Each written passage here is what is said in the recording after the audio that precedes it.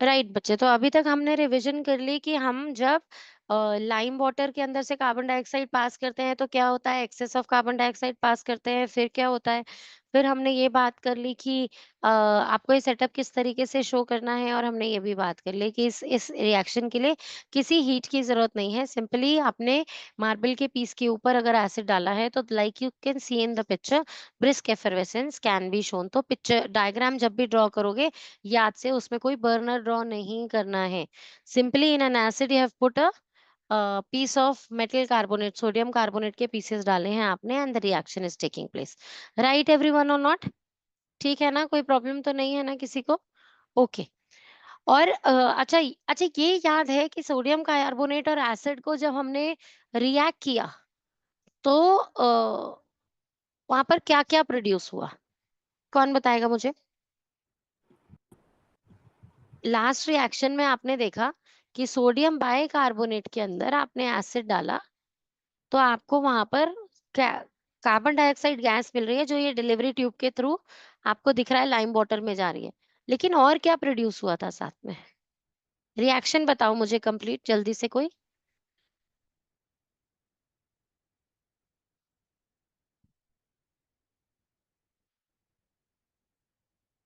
बताओ बच्चे।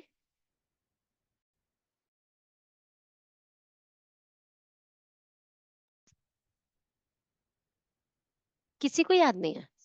लिखो, सब नोटबुक में लिख कर देखो, कोशिश करो बनाने की। Sodium carbonate plus acid, acid में हाइड्रोक्लोरिक एसिड यूज करो। कार्बोनेट का यस ब्रेक सर। होकर CO2 बनेगा, एक O जो एक्स्ट्रा होगा वो H2 से कंबाइन होगा और H2O बनाएगा।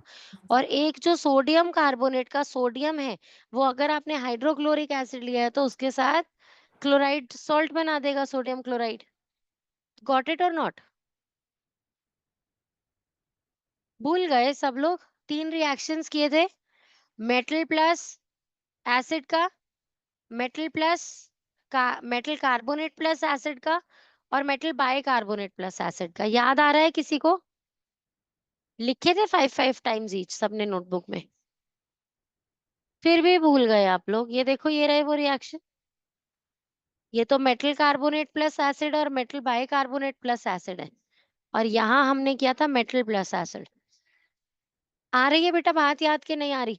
रोज पूछूंगी ये, जब तक सबको याद नहीं हो जाता तब तक रोज पूछूंगी इन पे क्वेश्चंस। चले अभी आगे। अब हम कर रहे हैं न्यूट्रलाइजेशन रिएक्शन, जब एसिड से बेस को ट्रीट कर दो। अभी तक आपने क्या क्या किया? एसिड को मेटल के साथ रिएक्ट कर लिया, एसिड को मेटल कार्बोनेट के साथ कर लिया, एसिड को मेटल बाइकार्बोनेट के साथ कर लिया। अब आप एसिड को एक बेस के साथ रिएक्ट करोगे।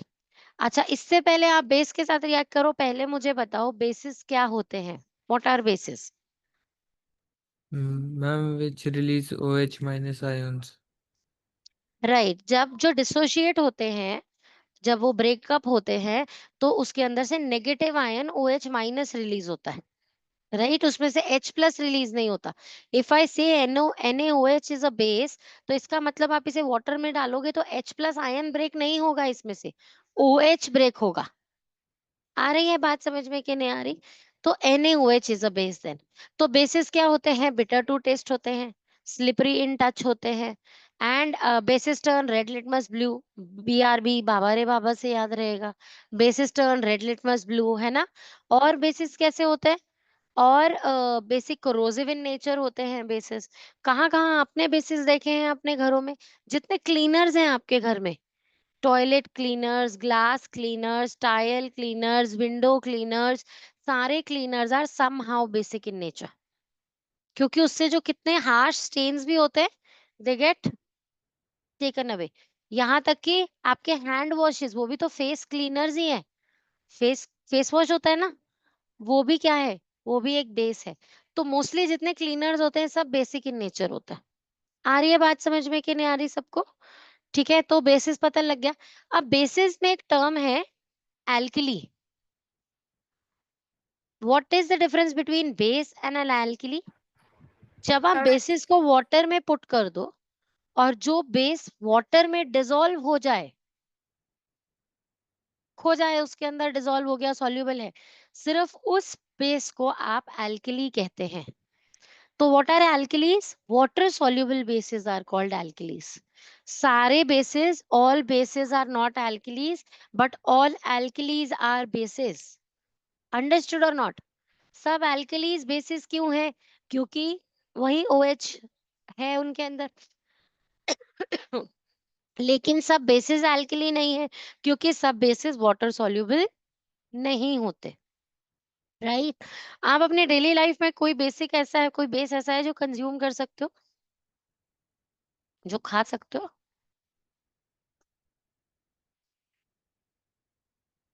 Baking soda, that is a soda. Wherever you see the word soda, that means that is a basic, that is basic in nature.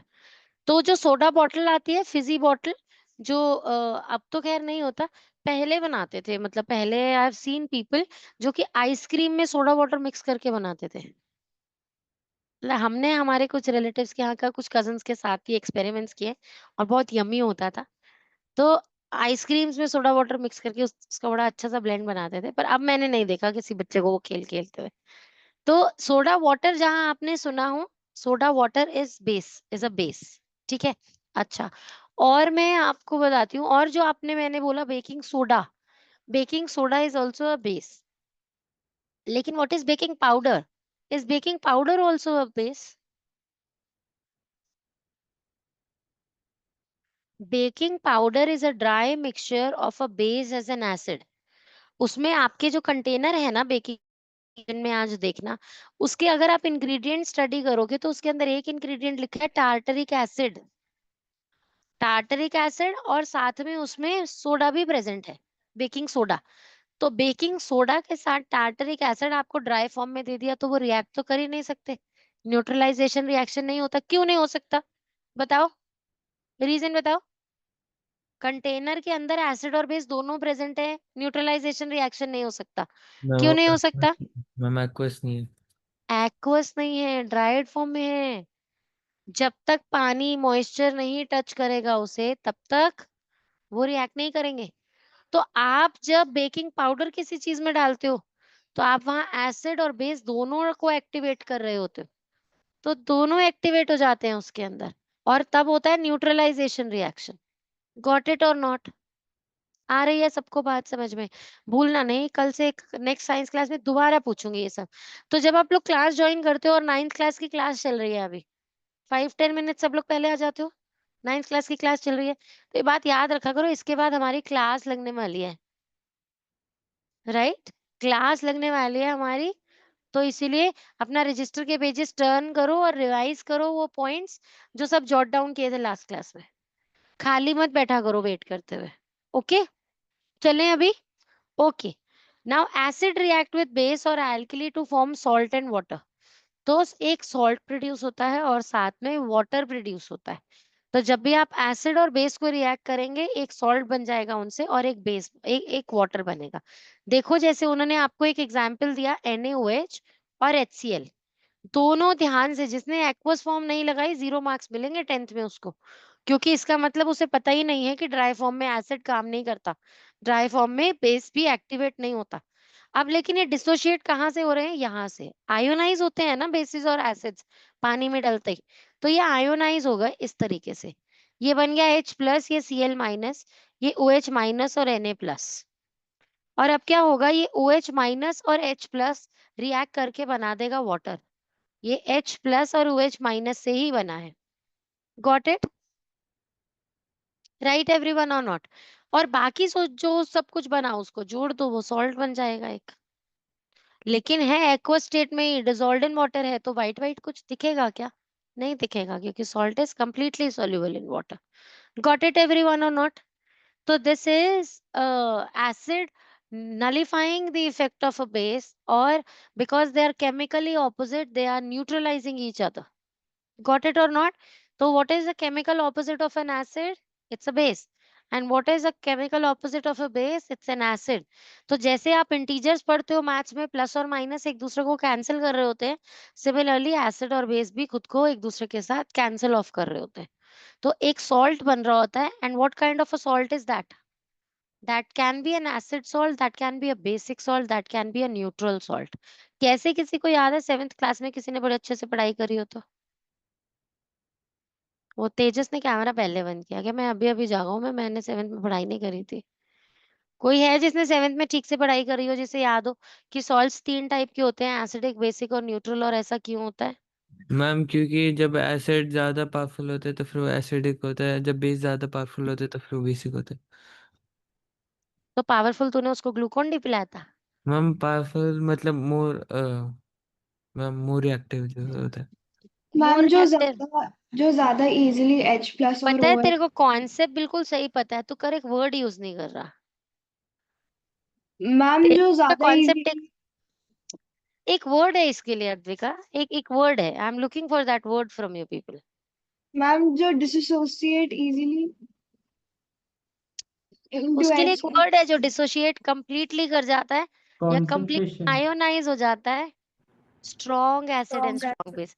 Powerful acid और पावरफुल बेस नहीं है, स्ट्रॉन्ग एसिड और strong base. ठीक है। अच्छा, strong acid कितने पढ़े थे 7th में? वही आपके सिलेबस में अभी है, कौन से थे स्ट्रॉन्ग एसिड? HCl, H2SO4 और HNO3। क्या आज तेजस ग्लूकोन डी पी के आया है? तो ये तीनों ही स्ट्रॉन्ग एसिड्स है, राइट? ये तीनों स्ट्रॉन्ग एसिड्स अगर आप किसी भी बेस के साथ मिक्स करते हैं, बेसिस कौन से पढ़े थे? दो करती मैंने फिंगर्स। बेसिस स्ट्रॉन्ग कौन कौन से पढ़े थे? H2SO। नहीं, H2SO4 अधिक का सॉरी बेस सॉरी हो गया सॉरी क्या सॉरी। बेटो? मैम मैंने वो बाकी सब सो जाओ, गुड नाइट एवरीवन। NaOH और KOH, सिर्फ 2 स्ट्रॉन्ग बेसिस पढ़ने हैं और 3 स्ट्रॉन्ग एसिड, सिर्फ 5 चीजें याद रखनी है। ठीक है, सिर्फ 5 चीज, इतना तो कर पाओगे अपने लिए, है ना? Hydrochloric acid, sulphuric acid, nitric acid, 3 strong acids और 2 स्ट्रॉन्ग बेस, सोडियम हाइड्रोक्साइड और पोटेशियम हाइड्रोक्साइड। ठीक है। अब अगर मैंने एक रिएक्शन किया, मान लेते हैं इन तीनों में से कोई एसिड डाल दिया और बेस ये दोनों नहीं है, ध्यान से सुनो रजत, डोंट गेट डिस्ट्रैक्टेड। ये दो बेस नहीं है, बेस कोई और है, पर इन तीनों में से कोई एक एसिड डाल दिया, तो सॉल्ट कैसा बनेगा? एसिडिक सॉल्ट बनेगा, क्योंकि ये एसिड सॉल्ट डाला है आपने, राइट? अब आप बोलो एसिडिक कोई भी डाल दिया, सिट्रिक एसिड डाल दिया, ये 3 एसिड कैटेगरी से नहीं है, लेकिन बेसिस इनमें से एक है, तो स्ट्रॉन्ग बेस हो गया। एसिड कोई भी हो उसको भूल जाओ, आपको ये 5 नाम याद रखने हैं। अगर ये है रिएक्शन में, सिर्फ एसिड है इनमें से, तो एसिडिक सॉल्ट। सिर्फ बेस है इसमें से और एसिड कोई दूसरा है, तो वो बेसिक सॉल्ट। अगर ये दोनों ही हैं, मतलब HCl और NaOH का रिएक्शन हो रहा है, या HCl और KOH का रिएक्शन हो रहा है, या H2SO4 और KOH का रिएक्शन हो रहा है, मतलब यही दोनों है, इन्हीं इन्हीं इन्हीं सिलेबस, इसी सिलेबस में से है, ये 5 चीजों में से ही है, तो न्यूट्रल सॉल्ट हो जाएगा, क्योंकि स्ट्रॉन्ग एसिड स्ट्रॉन्ग बेस को नलिफाई कर देगा कंप्लीटली और एक न्यूट्रल सॉल्ट बनेगा। तो सॉल्ट 3 तरीके के हैं, समझ में आ गया? यहां देखकर बता सकते हो सॉल्ट कैसा है? जो स्क्रीन पर सॉल्ट है वो कैसा सॉल्ट है? एसिडिक है, मैम बेसिक है या न्यूट्रल। न्यूट्रल है? न्यूट्रल है ये। न्यूट्रल सॉल्ट है। न्यूट्रल क्यों है? क्योंकि बेस भी स्ट्रॉन्ग बेस है और एसिड भी स्ट्रॉन्ग एसिड है, तो strong acid with strong base has nullified each other and the salt that is formed here is a neutral salt. याद हो गया? लखमीर सिंह से 7th में से जिसने पढ़ाई करी थी और जो आंसर नहीं दे रहे ना, अनघा और Prisha, I have my eyes on you, क्योंकि लखमीर सिंह में प्रॉपर चार्ट बना हुआ था, याद हो अगर आपको तो, 7th क्लास में स्ट्रॉन्ग एसिड स्ट्रॉन्ग बेस का, जो यहाँ पर भी सेम रिपीटेड है आपकी बुक में अभी आगे ही। ठीक है, अभी के लिए इतना समझ में आया? बोल अगम, क्या कह रहा है तू? Why is it only that only strong bases and strong acids the salt becomes neutral? हाँ, फिर से बोल, No. स्ट्रॉन्ग एसिड्स, Why फिर is it से only बोल। with strong bases? Why not normal acids and bases which are not that strong? उनके साथ neutral salt क्यों form होता है? मतलब तू कह रहा है कि अगर नॉर्मली एसिड डाला और नॉर्मल, मतलब वीक एसिड और वीक बेस, Yes, no.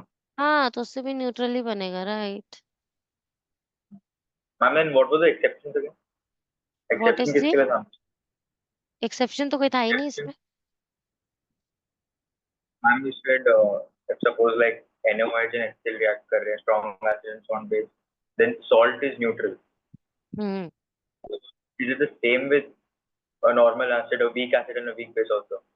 हम्म। यस। न्यूट्रल सॉल्ट, क्योंकि वीक ने वीक को कैंसिल कर दिया, स्ट्रॉन्ग ने स्ट्रॉन्ग को कैंसिल कर दिया, राइट और नॉट, है ना। चले अभी आगे, ये रिएक्शन क्लियर हो गया सबको?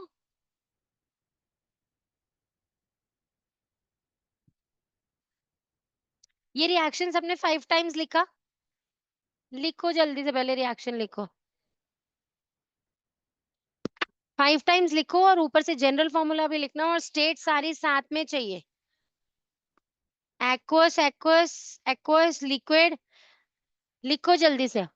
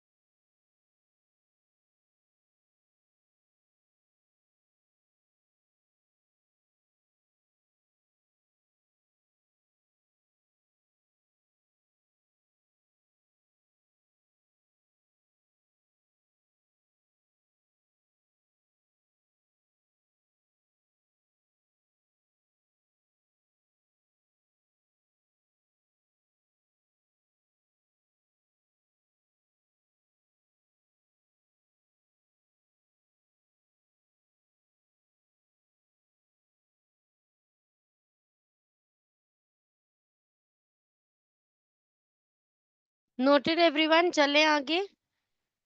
Yes, ma'am. Okay, right. देखो बच्चे, now we are seeing this neutralisation reaction happening here. बेटा आप बड़े होगे ना, तो इस न्यूट्रलाइजेशन रिएक्शन को टाइट्रेशन की तरह पढ़ोगे। What is the name?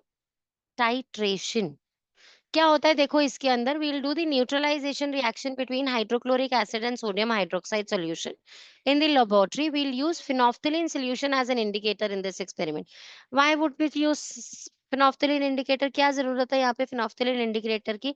Sodium hydroxide भी एक क्लियर लिक्विड है, और हाइड्रोक्लोरिक एसिड भी एक क्लियर लिक्विड है। जो सॉल्ट बन रहा है एक्वा स्टेट में, वो भी एक क्लियर लिक्विड है। रिएक्शन हो गया, हमको कैसा मालूम चलेगा? हमको पता ही नहीं चलेगा कि कोई रिएक्शन हो रहा है। इसीलिए हम यहाँ पर एक इंडिकेटर की हेल्प करेंगे, फिनोफ्थलीन इंडिकेटर की। तो हम क्या करते हैं, फिनोफ्थलीन इंडिकेटर एक कलरलेस इंडिकेटर है, हम उसके अंदर बेस डाल देंगे, उसको पिंक कर देंगे। Got it everyone? तो हमने क्या किया, पहले फिनोफ्थलीन इंडिकेटर को पिंक कर दिया। Please ignore the circus going at my back, my son is playing on the bed no, थोड़ी देर में मार खाएगा। तो अभी यहाँ पर क्या चल रहा है, अभी आया नहीं उसको समझ में ना, इनडायरेक्टली जो मैंने धमकाया उसको। तो अभी क्या है, हमने इसको पिंक कर दिया पहले बेसिक सॉल्यूशन डालकर। तो फिनोफ्थलीन, क्योंकि मैंने आपको बताया था बेसिस के साथ पिंक हो जाते हैं, और एसिड के साथ नो एक्शन, कलरलेस ही रहते हैं, राइट। तो हमने उसमें एक बेस डालकर उसको पिंक कर दिया। तो phenolphthalein now I have in the beaker which is pink now, वो बेसिक है। अब now I slowly start adding to it the acid. जैसे जैसे the base in that container is neutralized with that acid, the pink color of phenolphthalein should evade away, right or not? है ना बच्चे? देखिए यही करना है हमें इसके अंदर। मैम हमने कोई और इंडिकेटर क्यों नहीं यूज किया, हमने स्पेसिफिकली ये वाला क्यों यूज किया? क्योंकि ये बेस का पिंक कलर जो है, ये आपको रिमूव करके दिखाएगा, क्लियर करके दिखाएगा as you add acid to it. तो एक कलरलेस चीज आप उसके अंदर ऐड कर रहे हो, and slowly you will see the colour diluting first, पहले पिंक से lighter shade of the pink होता जाएगा। तो आपको पता लगता जाएगा कि किस तरीके से न्यूट्रलाइजेशन स्लोली हो रहा है, and there will come a time जब वो कंप्लीटली गायब हो जाएगा पिंक कलर, राइट बच्चे? मैम देखो तो वो अभी, बाकी यूज करने से भी तो हो जाएगा, like if you put turmeric it will turn from red to yellow वापस।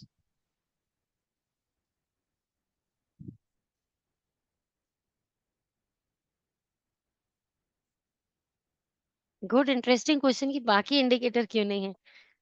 तो let me see on that, ठीक है, कि बाकी कुछ क्यों नहीं है। ये तो मुझे पता है टाइट्रेशन ऐसे ही है, फिनोफ्थलीन इंडिकेटर यूज करते हैं। लेकिन अगर हम ऐसे सोचे कि मिथाइल ऑरेंज का बिहेवियर देखें हम, तो methyl orange is orange in Will color. turn yellow in base and red in acid. Right. तो येलो और रेड आर लाइक, बीच में कहीं ऑरेंज भी होता है, तो हम उसे न्यूट्रलाइज्ड क्लियरली नहीं बता सकते। तो मिथाइल ऑरेंज तो रीजन समझ में आ रहा है कि क्यों नहीं है, पर बाकी सब क्यों नहीं है सोच के बताती हूँ, ठीक है ना? ओके। तो चलो अभी यहाँ पर क्या देख रहे हैं, take about 5 ml of dilute sodium hydroxide solution in a test tube and add 2 to 3 drops phenolphthalein indicator to it. The solution will turn pink, और वो पिंक हो जाएगा। मतलब आपको, तो आपने बेस लेकर थोड़ा सा फिनोफ्थलीन इंडिकेटर डाला, तो आपको ये पूरा बेस अब पिंक दिख रहा है ना यहाँ पर, ठीक है? Okay. Now add dilute hydrochloric acid to the above solution dropwise. ये एक ड्रॉपर है, और आप इसे ऐसे ही ओपन कर दो। 11th में करोगे ना ये एक्सपेरिमेंट, आई स्वेयर, ऐसे लगता है जैसे ओ माय गॉड ये कब खत्म होगा। वो एक एक ड्रॉप को आपको काउंट करना होता है, 1 2 3, कि कितना के अंदर वो पूरा न्यूट्रलाइज हो गया और वो पूरा कलर इवेपोरेट हो गया उसका। It is one of the most boring experiments I have ever done. लेकिन ऐसा ही ड्रॉप बाय ड्रॉप उसको जाने देते हैं, और इनफैक्ट वो ड्रॉप आ रहा होता है और आप उसको, जो कॉनिकल फ्लास्क है उसको हल्का सा स्टर कर देते हैं, फिर एक ड्रॉप आता है, फिर, और उसका टैप भी ऐसा सेट करना होता है कि बहुत स्लोली एक ड्रॉप, एक ड्रॉप, एक ड्रॉप गिर रहा हो। आप उसको जल्दी से भी नहीं कर सकते हो। तो ये एक्सपेरिमेंट एज टाइट्रेशन आप लोग 11th क्लास में करोगे, ओके? जो साइंस लेगा, ओके। तो अब after adding a certain volume of hydrochloric acid we will find that pink colour of the solution just disappears. The solution become colorless. At this stage, all sodium hydroxide is completely neutralized by hydrochloric acid added from the dropper. The color of phenolphthalein indicator changes from pink to colorless because no more sodium hydroxide base is left unreacted in the test tube. The reaction mixture has now become neutral. Now add a few drops of sodium hydroxide solution to the above colorless mixture. The mixture becomes pink again. That is, the phenolphthalein indicator has changed its color to pink. This has happened because after adding few drops of solution, the reaction becomes basic again. आपने neutralise कर दिया था, अब उसमें कोई base नहीं था। Phenolphthalein add करने के बाद भी आप देखोगे वो कलरलेस ही रहेगा क्योंकि न्यूट्रल है वो। लेकिन आपने जैसे ही उसके अंदर only a few drops of base दोबारा से डाल दिया, अब आप फिर फिनोफ्थलीन डालोगे वो फिर पिंक हो जाएगा, क्योंकि the salt now that has formed it has turned more basic. वहां बेस ज्यादा है, तो आपके पास कॉनिकल फ्लास्क में जो कंटेनर में जो सामान है that's more of a base, इसीलिए फिर से फिनोफ्थलीन के साथ वो पिंक कलर शो कर रहा है। समझ में आई बेटा बात की नहीं आई? ठीक है ना? चले अभी आगे। ओके। तो next is acid reacts with metal oxide to form salt and water. अब हमने कितनी कैटेगरीज पढ़ ली, चलो देखें। एसिड का रिएक्शन मेटल के साथ, एसिड का रिएक्शन मेटल कार्बोनेट के साथ, एसिड का रिएक्शन मेटल बाइकार्बोनेट के साथ, एसिड का रिएक्शन अभी किसके साथ किया? बेस के साथ। अब हम करने जा रहे हैं एसिड का रिएक्शन मेटालिक ऑक्साइड के साथ। But is it something different? Metal oxide सारे बेसिक ही तो होते हैं नेचर में। Do you remember this? Metal non metal पढ़ा है सबने, physical and chemical properties of metals and non metals पढ़ा है हमने। तो मेटल्स जितने भी होते हैं जब आप उनके ऑक्साइड्स बनाते हैं, तो वो ऑक्साइड्स क्या हो जाते हैं सारे? वो बेसिक इन नेचर होते हैं, राइट और नॉट? याद है सबको कि नहीं है याद? मैंने कैसे याद किया हुआ है? नॉन मेटल के ऑक्साइड एसिडिक होते हैं। मेरे माइंड में बात फिट कैसे है? सल्फर एक नॉन मेटल, नाइट्रोजन एक नॉन मेटल, उनकी एयर जो है वो एयर में प्रेजेंट है, सल्फर डाइऑक्साइड, नाइट्रोजन डाइऑक्साइड। लेकिन जब रेन होती है तो हम उसे बेसिक रेन नहीं बोलते, हम उसे एसिडिक रेन बोलते हैं। एसिडिक रेन बोलते हैं ना? इसका मतलब नॉन मेटल के ऑक्साइड्स वाटर के साथ मिक्स होकर जब नीचे आते हैं तो वो एसिडिक होते हैं, तभी हम उसे एसिड रेन कहते हैं। तो नॉन मेटल के ऑक्साइड्स अगर एसिडिक इन नेचर हैं, तो मेटल के ऑक्साइड्स क्या हुए नेचर में? बेसिक। याद रह जाएगा ये थ्योरी ऑफ कॉन्ट्रडिक्शन से, कॉन्ट्ररी पार्ट से समझ याद हो जाएगा ना सबको, कि नॉन मेटल के ऑक्साइड्स जो हैं वो एसिड रेन बनाते हैं, इसीलिए वो एसिडिक इन नेचर है, और मेटल के ऑक्साइड्स जो है वो बेसिक इन नेचर होते हैं। Sodium oxide, magnesium oxide, calcium oxide, copper oxide, ये सारे oxides are basic in nature. तो why are we studying this again? क्योंकि वहां जो हमने जनरल रिएक्शन किया था वो एसिड विद द बेस किया था, राइट, जहां पर ब्रैकेट में एल्कली लिखा था। अब हम ऑल द बेसिस जो मेटल ऑक्साइड्स हैं अब हम उनकी बात कर रहे हैं।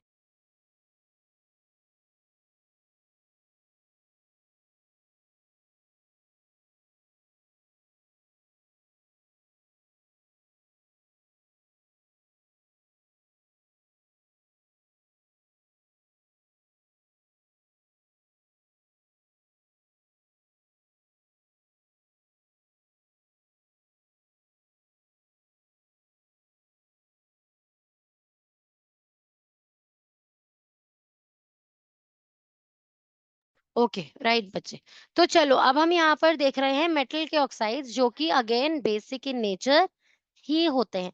जब ये बेसिक इन नेचर ही होते हैं तो रिएक्ट तो वैसे ही करेंगे ना, बिल्कुल सॉल्ट एंड वाटर ये तो आएगा। तो this is nothing new that we are studying here, right. लेकिन अब हमने यहाँ पर NaOH का एग्जाम्पल नहीं लिख सकते क्योंकि वहां जब बेस लिखा था ब्रैकेट में एल्किली लिखा था, राइट।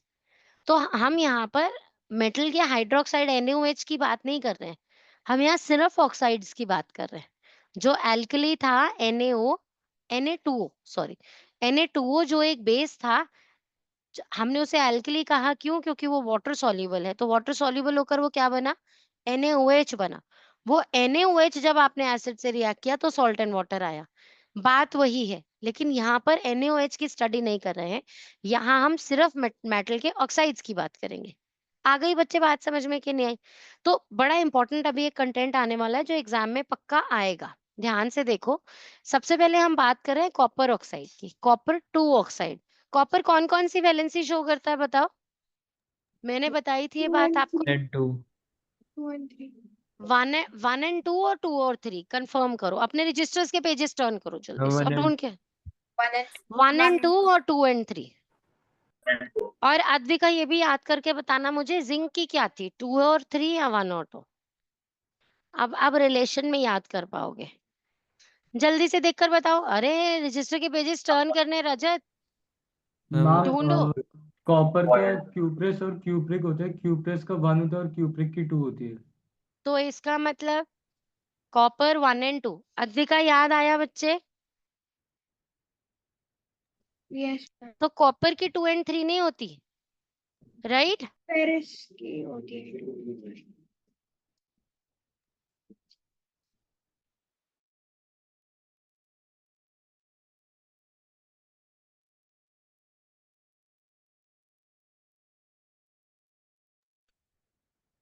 राइट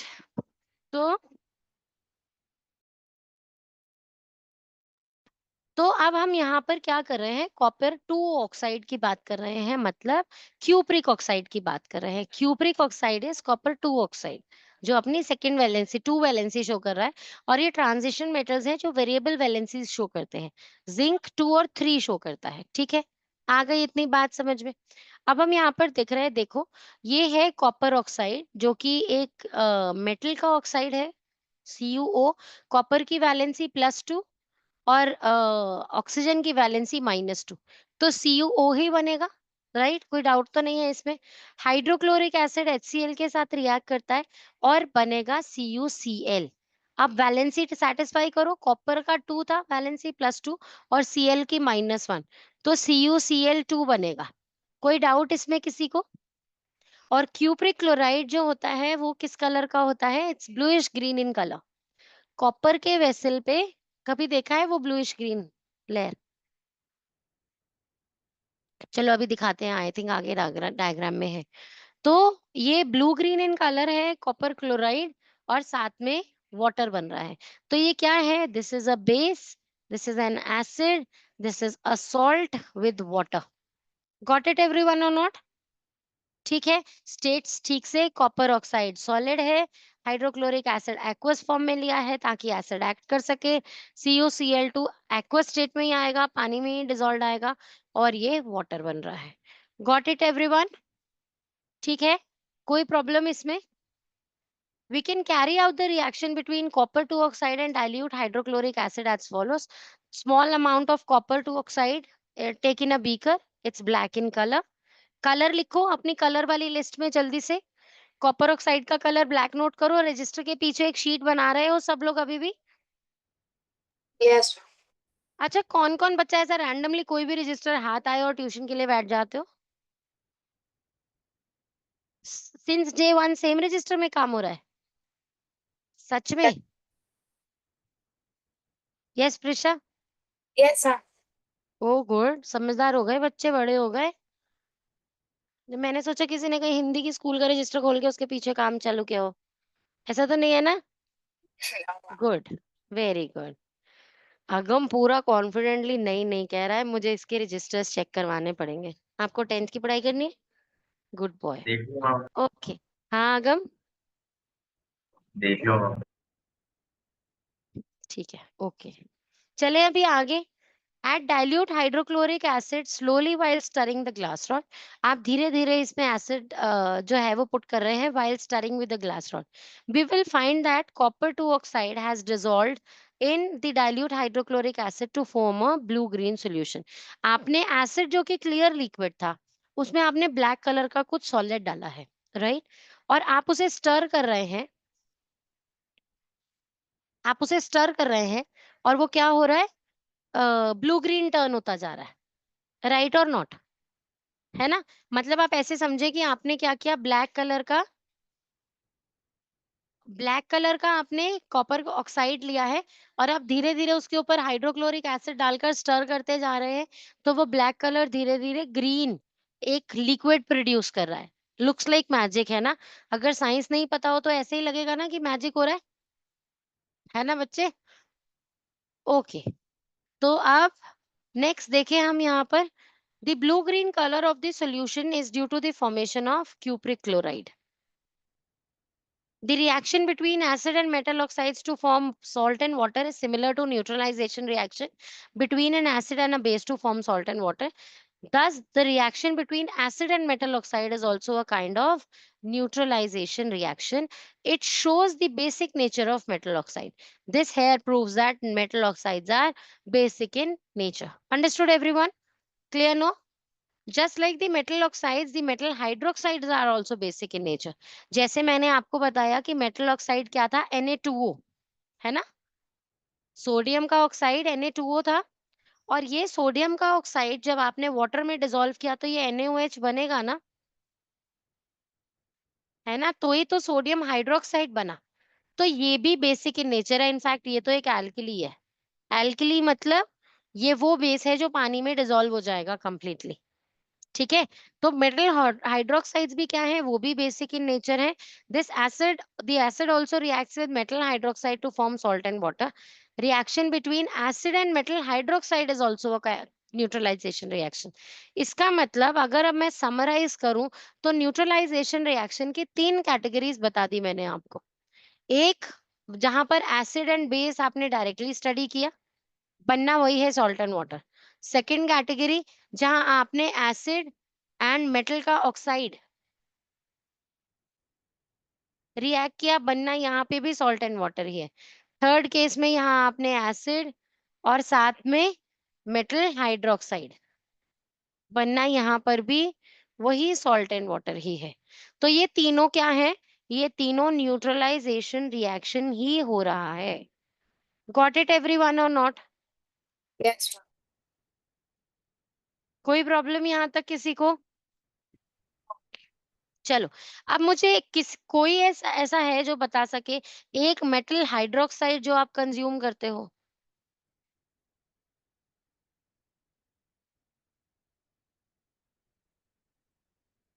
नहीं याद किसी को? Milk of magnesia, yes MgOH। Formula क्या बनेगा, MgOH वोल्टोइज या MgOH?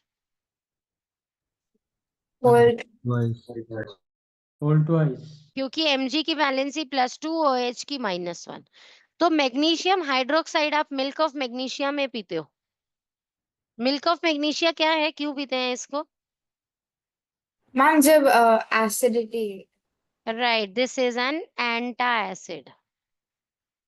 तो in case of indigestion acidity जब हो जाती है तब आप ये मेटल एक हाइड्रोक्साइड, एक जो बेस है, this is basic in nature, ये ऐसा बेस है जो आप पी जाते हैं। ओके एवरीवन, ठीक है, चलें अभी आगे।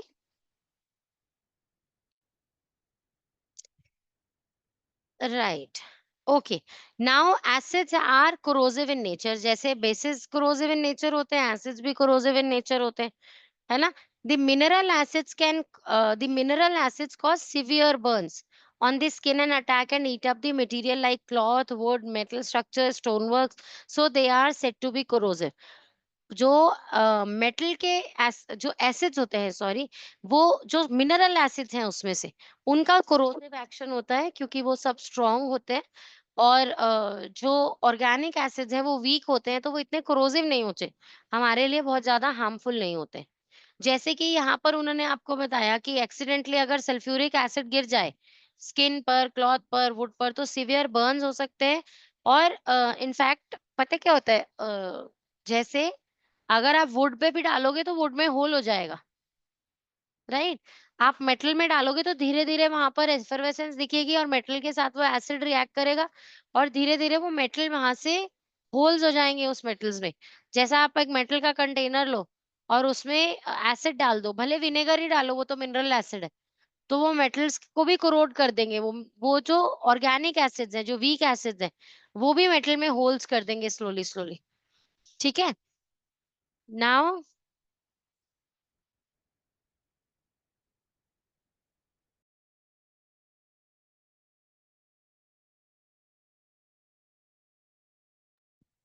ओके, तो अब यहाँ पर क्या देख रहे हैं हम, राइट। बर्न, वुड को बर्न कर देगा प्रोड्यूसिंग ब्लैक स्पॉट्स, स्किन पे बर्न्स क्रिएट कर देगा, क्लोथ्स में होल हो जाएंगे। तो इस तरीके से ये सब चीजों को खराब कर रहा है, इसीलिए they are said to be corrosive in nature, ठीक है बच्चे, आ गई बात समझ में, right. Acids are never stored in metal containers, why not, अभी मैंने आपको बताया कि मेटल कंटेनर के साथ अगर एसिड स्टोर करेंगे तो कौन सा रिएक्शन होगा, बताओ, neutralisation reaction.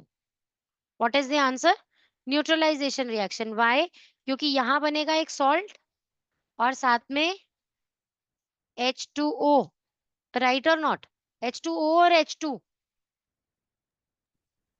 Ma'am H2। H2। जब अकेला मेटल था तो H2 था बेटा, जब मेटल कार्बोनेट या बाई कार्बोनेट था तब H2O आया था, तो दिस इज H2। तो हाइड्रोजन गैस निकलेगी आपको बबल्स में, और जो ये सॉल्ट बनेगा ये भी, इसके अंदर भी मेटल का नेगेटिव आयन, एसिड का नेगेटिव आयन जुड़ा होगा, तो इसीलिए जो रिएक्ट कर रहा है होल्स हो जाएंगे। और ये जो सॉल्ट है ना बेटा, ये कोई इजीली डाइजेस्टेबल सॉल्ट नहीं होते, दीज आर टॉक्सिक सब्सटेंसेस, ये टॉक्सिक सब्सटेंसेस प्रोड्यूस होते हैं, तो टॉक्सिक सॉल्ट्स होते हैं which can be lethal, right everyone। इसीलिए acids are never stored in metal containers, they are always stored in glass containers, जो कि एसिड या तो ग्लास में या सिरामिक में, सिर्फ इन्हीं कंटेनर्स में एसिड को स्टोर किया जाता है। ओके बच्चे, चले अभी आगे। In addition to concentrated mineral acid, the strong bases such as sodium hydroxide are also very corrosive and attack and destroy our skin। तो अगर बेसिस भी डल जाएं तो भी कोरोसिव एक्शन होता है।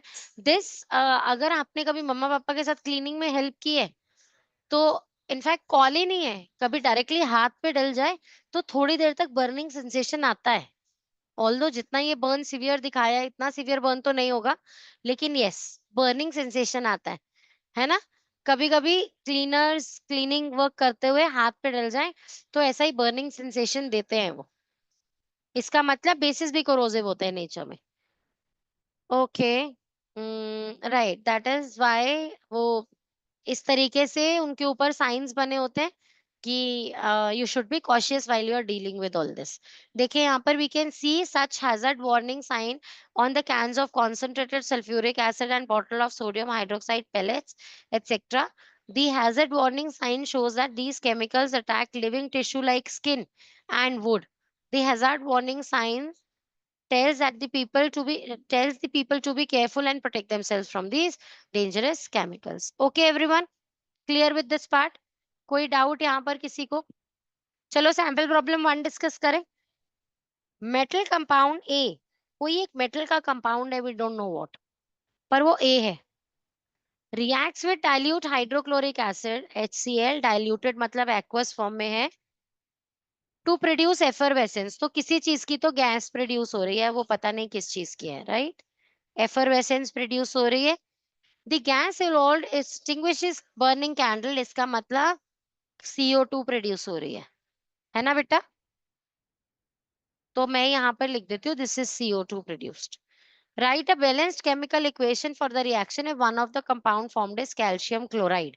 अगर एक compound form is calcium chloride CaCl2, calcium की वैलेंसी +2, Cl की -1, तो CaCl2।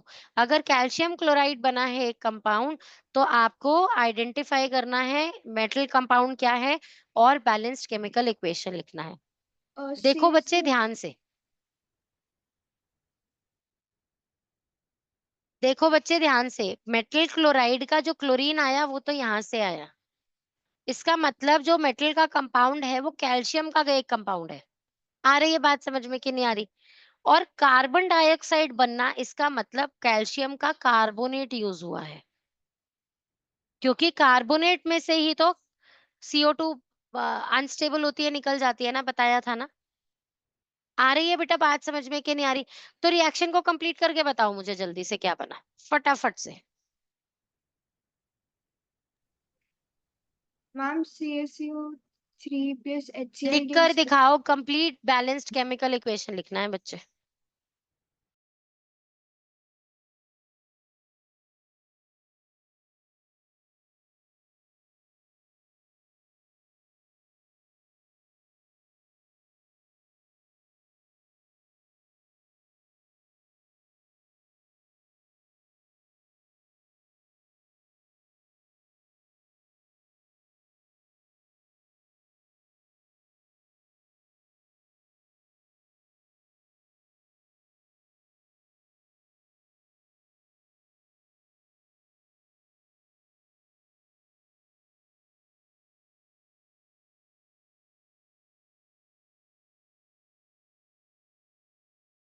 Done everyone?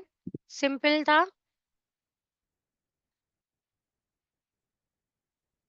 कौन बताएगा? बोलो कौन बताएगा, किसको लग रहा है बिल्कुल करेक्ट किया है? बोलो इप्सा बच्चे। CO3 plus 2HCl loudly loudly Ipsa, loudly. CaCO3 plus 2HCl gives CaCl plus CO2 plus H2O. यहाँ से आगे से फिर से बताओ, CaCO3 + 2HCl gives CaCl2 plus CO2 plus H2O. Good, शाबाश। ये देखना था मुझे, ये बना पाओगे कि नहीं। गुड, तो +H2। अभी ये बैलेंस है, इसकी स्टेट्स बताओ बेटा। स्टेट्स तो जरूरी है। CaCO3 is solid, HCl hmm is aqueous, hmm Cl2 is aqueous, carbon dioxide is gas, and H2O is liquid. Good, शाबाश। आ रही है बात सबको समझ में कि नहीं आ रही? Yes. सबको बैलेंसिंग के बाद सेम इक्वेशन मिली है, कोई प्रॉब्लम तो नहीं है किसी को? Good, very good.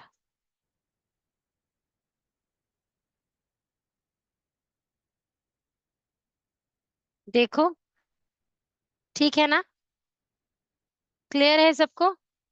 अभी नेक्स्ट तो आप लोगों ने आंसर ही देख लिया, नॉटी बच्चे, इतने में तो आंसर पढ़ लिया जल्दी जल्दी।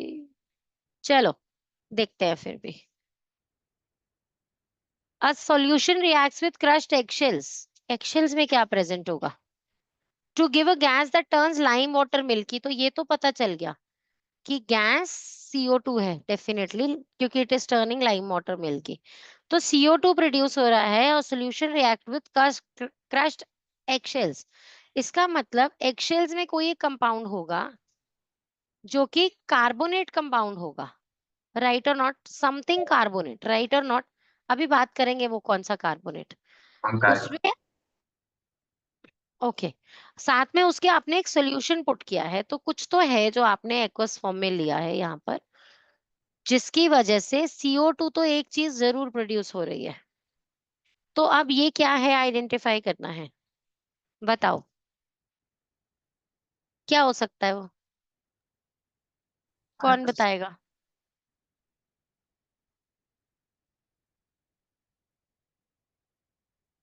बहुत सिंपल है ये तो। हम हाइड्रोजन की बात कर रहे हैं। देखो समझाती हूँ, आंसर तो ये है पर कैसे। हम NaCl सॉल्ट है, यहाँ आपको एसिड चाहिए क्योंकि आपने मेटल का कार्बोनेट लिया है, कैल्शियम कार्बोनेट, राइट। एगशेल्स में कैल्शियम कार्बोनेट प्रेजेंट होता है, यहाँ आपने एक एसिड लिया है, राइट। NaCl सॉल्ट है, KCl सॉल्ट है, LiCl सॉल्ट है, HCl। अब जिसे LiCl कंफ्यूज कर रहा था उसे कंफ्यूज नहीं करना चाहिए, क्योंकि आपको पता होना चाहिए Li, Na और K ये एक ही लाइन में है ना। मैंने कभी किसी को बताया न्यूमोनिक्स कैसे याद करना है टेबल? तो हम इसे ऐसे याद रखते हैं, लीना के रिबन में सीजियम के फर। पूरा ऊपर हाइड्रोजन मेटल आता है, जो हाइड्रोजन आता है एक नॉन मेटल, क्योंकि ये स्मॉलेस्ट है। उसके आगे लिथियम, फिर सोडियम, फिर पोटेशियम, फिर रुबीडियम। अभी इसके आगे का आपके सिलेबस में नहीं है, पर लीना के रिबन में सीजियम के फर, तो सीजियम और फ्रेंशियम। तो ये सारे के सारे क्या हैं? All these are alkali metals, alkali metals. और जो long form of periodic table देखते हो उसकी फर्स्ट लाइन है ये। तो जैसा Na बिहेव कर रहा है, जैसा K बिहेव कर रहा है, बिल्कुल वैसा ही Li भी बिहेव करता है। तो क्लोरीन के साथ अगर Na एक मेटल जुड़ा हुआ है तो वो सॉल्ट बना होगा। मतलब Na की वैलेंसी अगर +1 है तो K की वैलेंसी भी +1 है और Li की वैलेंसी भी +1 है। तो वो Cl के साथ मिलकर कंपाउंड्स बना रहे हैं सॉल्ट्स के। मेटल वो बने हुए हैं क्लोराइड्स, जो कि एसिड नहीं है। Hydrogen chloride, hydrochloric acid is hydrochloric acid is an acid. तो ये डला होगा अंदर। ओके और नॉट बच्चे, समझ में आ गया सबको? कोई डाउट यहाँ किसी को? अच्छा नहीं, अभी पेज टर्न थोड़ी करना था, अभी तो नीचे स्क्रॉल करना था। What do all acids have in common? Hydrogen ion, ये मैंने आपको बताया है। और ये भी बताया है कि हाइड्रोजन आयन या फिर कोई भी एसिड सिर्फ तब काम करता है जब वो पानी में डिसॉल्व हो। तो ये रहा वो H+ और ये रहा वो पानी, तो together that is H3O+। Hydronium ion, जिसे आप कन्वीनियंस के लिए बार बार हाइड्रोजन आयन कहते हैं, लेकिन वाटर में जो प्रेजेंस शो कर रहा है अपनी, that is hydronium ion. Got it और नॉट? आ रही है बेटा बात समझ में कि नहीं आ रही? ठीक है ना। तो हाइड्रोनियम आयन है जिसे आप H+ आयन कह रहे हैं। H+ तो बस ब्रेक हुआ Cl- और H+ में, और उसके बाद क्योंकि वहां वाटर की प्रेजेंस है, देखो H+ के साथ एक्वस लिखा है ना। एक्वस मतलब H2O है साथ में, इसका मतलब ये दोनों चीजें साथ में क्या है? This is hydronium ion.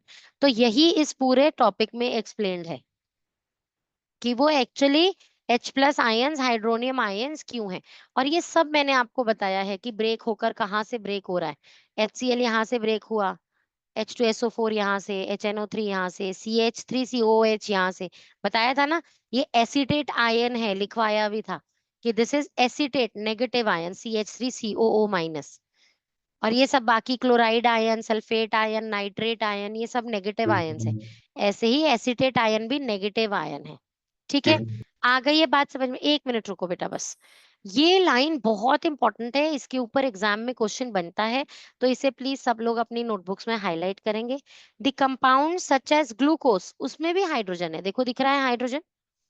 Alcohol CH2H5OH, इसमें भी हाइड्रोजन है, लेकिन ये एसिडिक करेक्टर शो नहीं करते, राइट। और यही क्वेश्चन में आएगा कि ग्लूकोज में भी H है, अल्कोहल में भी H है, तो वो H+ रिलीज क्यों नहीं करते? वो H+ आयनाइज होकर H+ लीव नहीं करते अपना, इसीलिए वो एसिड्स नहीं है। The aqueous solution of glucose and alcohol do not show acidic character because their hydrogen does not separate out as hydrogen ion on dissolving in water. Got it or not? पानी में dissolve करके H+ aqueous ions नहीं create होते. In other words, hydrogen containing compounds such as glucose and alcohol do not behave as acid because they do not dissociate or ionize into in water to form hydrogen ions. तो वो आपसे पूछेंगे that glucose and alcohol both contain hydrogen, but why don't they show acidic behavior? Okay or not?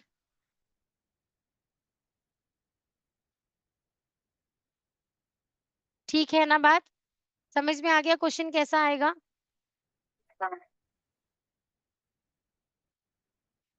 Right, यही बात उन्होंने यहाँ prove की है कि ये लो देख लो, ग्लूकोज को डाल के देख लो इलेक्ट्रोलाइट की जगह, और हाइड्रोक्लोरिक एसिड को डाल के देख लो, बल्ब ग्लो करेगा ही नहीं ग्लूकोज के साथ.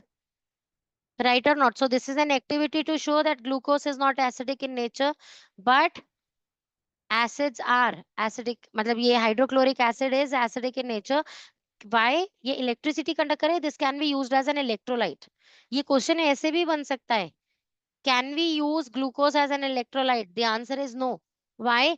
क्योंकि electrolyte is not, electrolyte should conduct electricity. Got it or not?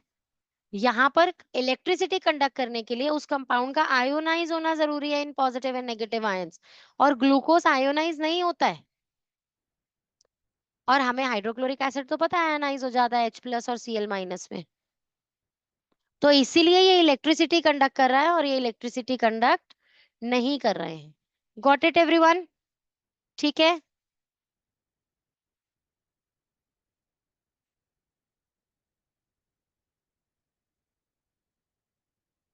ये भी मैंने आपको एक्सप्लेन कर दिया. वाटर के एब्सेंस में एसिड्स अपना एक्शन शो नहीं करेंगे. You will have to dissolve it in water so that वो अपना बिहेवियर शो करना शुरू करें. स्ट्रॉन्ग एसिड्स भी मैंने आपको बता दिया था. ये सिंगल हेडेड एरो देखो, HCl broken down into H+ and Cl-, single headed arrow से दिखाओगे, एंड ये single arrow here will show you complete ionization. The keyword is complete ionization. ये वर्ड मिस नहीं कर सकते when you are talking about why is an acid strong. और वो bulb देखो ब्राइट ग्लो कर रहा है. मैंने ये एक्टिविटी आपसे डिस्कस की है.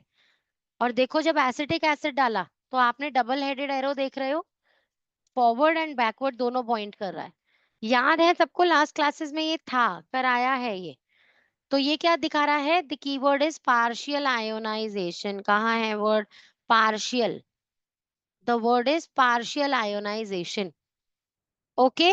अगर ये कीवर्ड इंक्लूड नहीं करते तो साइंस में मार्क्स नहीं मिलेंगे. अगर आप कहोगे ना acidic acid is broken down into CH3CO- and H+, तब भी मार्क्स नहीं मिलेंगे. ब्रोकन डाउन से मार्क्स नहीं मिलते हैं. So these are now just the uses of acids in the industry, which I have already discussed. With this first set is over. This comes as your homework, right, everyone? क्या हो गया अनगा बेटा? Homework क्यों आ गया? Exam set no. मैंने इसीलिए speed पकड़ी थी क्योंकि मुझे पता था इसके आगे के टॉपिक्स में आपको पहले करा चुकी हूँ, तो मुझे सेट तक पहुंचना था कल बेटा. हिंदी का पेपर है. Oh my God, You said किसका no. पेपर है?